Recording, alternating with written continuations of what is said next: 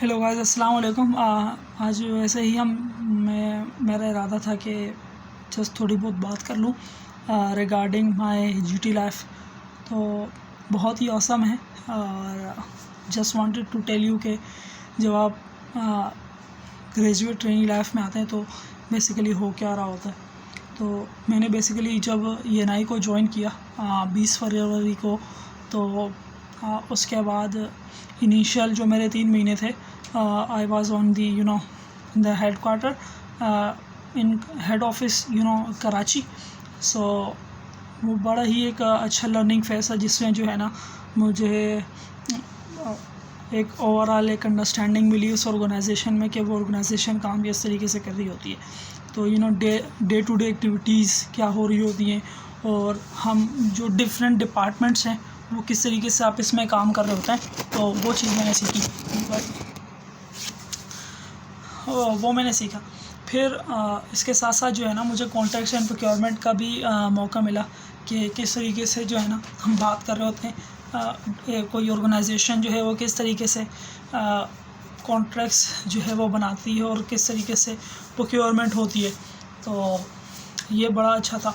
तो बेसिकली इसमें ये होता है कि किस तरीके से आप कॉन्ट्रैक्ट्स करते हैं। तो बड़ा ही एक एक अच्छा एक्सपीरियंस था।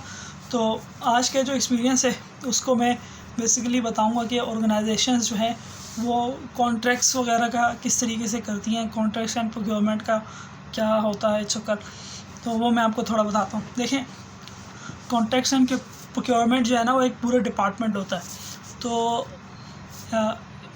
कॉन्ट्रैक्ट्स एंड प्रोक्योरमेंट आप यूँ समझें कि एक पूरा एक डिपार्टमेंट है। फिर उस ऑर्गेनाइजेशन में और भी बहुत सारे डिपार्टमेंट्स होते हैं, जैसे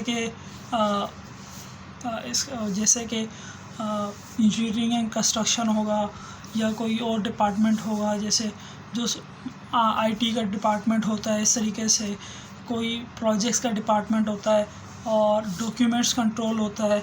इसके अलावा अगर मेंटेनेंस का होता है, प्रोडक्शन का होता है, तो ये सारे डिपार्टमेंट्स होते हैं।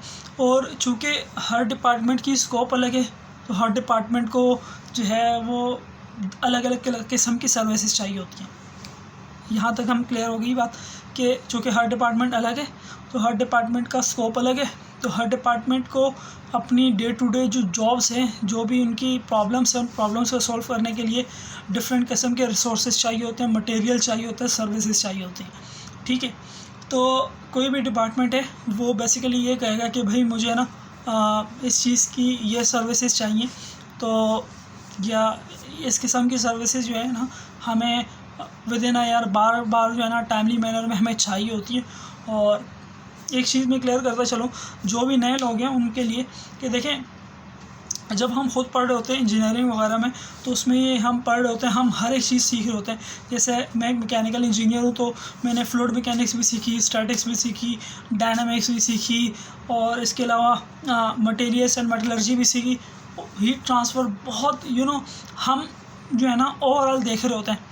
और ऐसे फ्रेश इंजीनियर जब आप आते हैं किसी भी ऑर्गेनाइजेशन में, तो आपको भी लगता है कि भाई कि हम जो है वो कोई एक चीज़ के ऊपर बेसिकली काम क्यों नहीं कर रहे। लेट सपोज़ कि अगर कोई इंजीनियरिंग का काम है तो आप ये चाहते हैं कि वो सारी प्रॉब्लम्स आप ही सॉल्व करें, या कहीं पे कुछ ड्राइंग्स बननी है तो आप कहते हैं कि वही ड्राइंग्स भी आप ही सॉल्व करें। तो ऐसा नहीं होता। जो भी लार्ज ऑर्गेनाइजेशंस होती हैं, जो बड़ी ऑर्गेनाइजेशंस होती हैं, उसमें इस तरीके से नहीं होता। चूँकि हाई रिस्क फैक्टर होता है, तो उसलिए जो है ना हर काम जो है उस बंदे से करवाते हैं जो उसका मास्टर हो।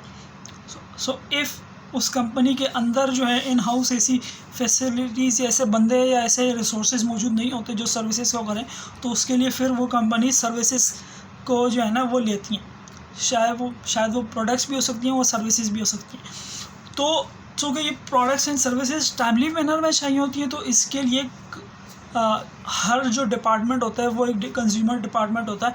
तो वो अपने जो कॉन्ट्रैक्ट्स वाला डिपार्टमेंट होता है उसको ये कहता है कि भाई मुझे ये सर्विसेज चाहिए। ठीक है।